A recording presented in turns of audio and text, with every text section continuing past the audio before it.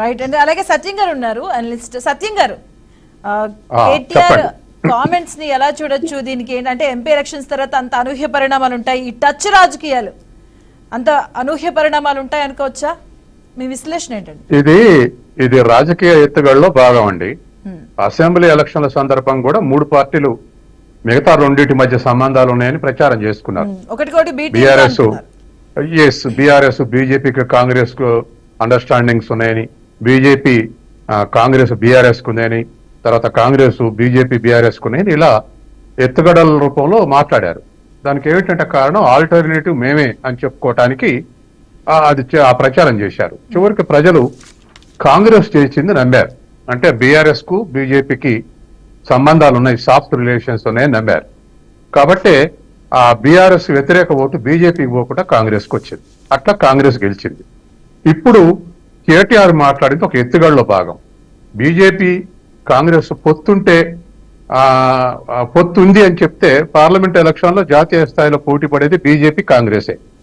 కాబట్టి వాళ్ళిద్దరి మధ్య పొత్తుందని చెప్తే ప్రజలు నమ్మరు. కాబట్టి రేవంత్ రెడ్డి బీజేపీలో చేరతాడని చెప్పేసి ఇది ఒక కొత్త ఎత్తుగడ. అట్లా చెప్తే నమ్మరు కాబట్టి ఇట్లా చెప్తే నమ్మించవచ్చు అనేటువంటి ఉద్దేశంతో కేటీఆర్ రాజకీయ ఎత్తుగడలో భాగంగా చెప్తున్నాడు. ఒకవేళ కేటీఆర్ చెప్పింది నిజం అనుకుంటే 30 మంది ఎమ్మెల్యేలతోటి పోతాడు అనుకుంటే 30 మంది ఎమ్మెల్యేలు బీజేపీ 8 మంది 38 మంది అవుతారు. ఈడ ముఖ్యమంత్రి వదిలేసి ఆడ ప్రతిపక్ష నాయకుడు ఉంటాడా? మొదటి ప్రశ్న. రెండవది, అసలు రాష్ట్రంలో వాళ్ళు నిలదొక్కుకోవటానికి, బీఆర్ఎస్ నిలదొక్కుకోవటానికి బీజేపీ కాంగ్రెస్ ఒకటే అని చెప్పకుండా ఇలా చేరతారని చెప్పేసి మేము కాంగ్రెస్ కు మేమే ఆల్టర్నేటివ్ బీఆర్ఎస్ అని చెప్పేసి పార్లమెంట్ ఎలక్షన్ లో ఓట్స్ ఏమన్నా కాంగ్రెస్ వ్యతిరేక ఓటు ఉంటే ఈ వాళ్ళు అనుకున్నట్టుగా బీజేపీకి పోకుండా బీఆర్ఎస్ కు రావాలనేటువంటిది రెండో ఎత్తుగడ. కాబట్టి ఎత్తుగడల భాగంగా మాట్లాడుతారు తప్ప ఆయన ఆ కేటీఆర్ చెప్పేది ఇప్పుడు నమ్మశక్యంగా లేదు, నమ్మరు కూడా. న్యూమరికల్ గా రేవంత్ రెడ్డికి వచ్చేటువంటి ఫేవరెటిజం లేదు, లేదా స్టేటస్ఫుల్ గా వచ్చేటువంటిది లేదు.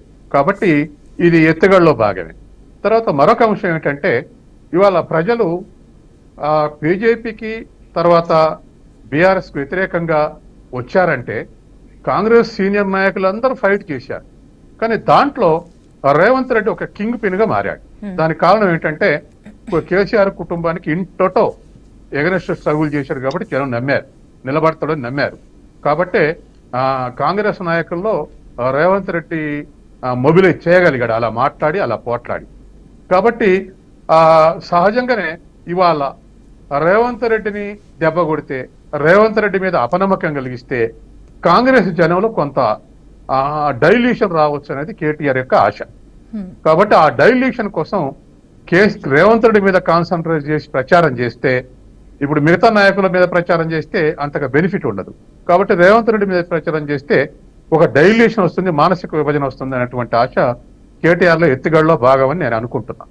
కాబట్టి ఇవాళ తర్వాత ఇంకొకటి ఏంటంటే బీఆర్ఎస్ ఎక్స్పెక్ట్ చేసింది, అధికారంలో రాకముందు కాంగ్రెస్ లో అగ్రనాయకులు అందరూ తలా ఒక గ్రూప్ మెయింటైన్ చేశారు. కాబట్టి అధికారంలోకి వచ్చిన తర్వాత కూడా మంత్రులు తలా ఒక ముఠాగా ఉండి నిరంతరం మీ భేదాభిప్రాయాలతో కొనసాగుతారు, నిరంతరం ఒకరికి ఎగనిస్ట్ ఒకళ్ళు స్టేట్మెంట్లు ఇచ్చి కొనసాగుతారని ఎక్స్పెక్ట్ చేశారు. కానీ అధికారంలోకి వచ్చిన తర్వాత ఒకటి అధిష్టాన వర్గం ఒత్తిడి, రెండోది వాళ్ళకు సెల్ఫ్ ఎడ్యుకేషన్ ఉంది. ఎందుకంటే 10 ఏళ్లు అధికారానికి దూరంగా ఉంది కాబట్టి అధికారం యొక్క ఇంపార్టెన్స్ ఏమిటో తెలుసు. రెండవది, నెమ్మదిగా కొత్తగా ముఖ్యమంత్రి అయ్యేటప్పుడు రేవంత్ రెడ్డి ఎగనెస్ట్ స్టేట్మెంట్ ఇచ్చినటువంటి నాయకులందరూ నెమ్మదిగా అందరికి అండర్స్టాండింగ్ వచ్చేస్తుంది. కాబట్టి ఇవాళ వాళ్ళ భేదాభిప్రాయాలు ఎక్కడ ఏ ఒక్క సింగిల్ ఇష్యూస్ లో బయటికి రావట్లేదు, వచ్చే అవకాశం కూడా కనపడట్లేదు. కాబట్టి ఇవన్నీ ఫెయిల్యూర్ అయినటువంటి సమయంలో రేవంత్ రెడ్డి బీజేపీలో చేరతారనేటువంటి ఒక క్యాంపెయిన్ కేటీఆర్ అనుకున్నారు. I don't think it may not be worked out. ఎందుకంటే ఇది వర్కౌట్ అవుతుందని నేనైతే అనుకోవట్లేదు. ఏది కేటీఆర్ యొక్క ఎత్తుగడ, రేవంత్ రెడ్డి బీజేపీలో చేరతారనే ఎత్తుగడ. ఎందుకంటే ఏ రూపంలోనూ ఇది కరెక్ట్ లేదు. ఒకవేళ చేరతారనుకుంటే అసలు ఏ పార్టీ వాళ్ళు నమ్మకం ఉంది? ఇవాళ ఏ పార్టీ వాళ్ళు నమ్మకం ఉంది? ఈయన చాలా బీజేపీ కమిటెడ్ నాయకుడు అనుకున్న వాళ్ళు రాజీనామా చేసి చేరారు. అలాగే వీళ్ళు కూడా BRS కౌంటర్ ఇచ్చేదానికి కోమటిరెడ్డి గారు హరీష్ రావు కూడా పక్క చూపులు చూస్తున్నారు, హరీష్ రావు కూడా నెక్స్ట్ చేరిపోతారని ఆయన కూడా మాట్లాడారు. టిఆర్ఎస్ అగ్రనాయకులందరూ ఇవాళ పోయారు, 2-3 తప్ప. కాబట్టి ఇవాళ రేవంత్ రెడ్డి ఎన్నటికీ మారడు, లేదా కేటీఆర్ ఎన్నటికీ మారడని మనం స్టేట్మెంట్ ఇవ్వలేము. ఇవాళ పొలిటికల్ ఎరీనాలో అసలు రేపు 1-2 సీట్లు వస్తే బీఆర్ఎస్ ఎమ్మటే బీజేపీకి సరెండర్ కాదనేటువంటి గ్యారంటీ కేటీఆర్ ఇవ్వగలడా? అందుకని ఇవాళ యాజ్ ఆన్ టుడే కేటీఆర్ ఎత్తుగడ వర్క్ చేస్తుందని నేను అనుకోవట్లేదు.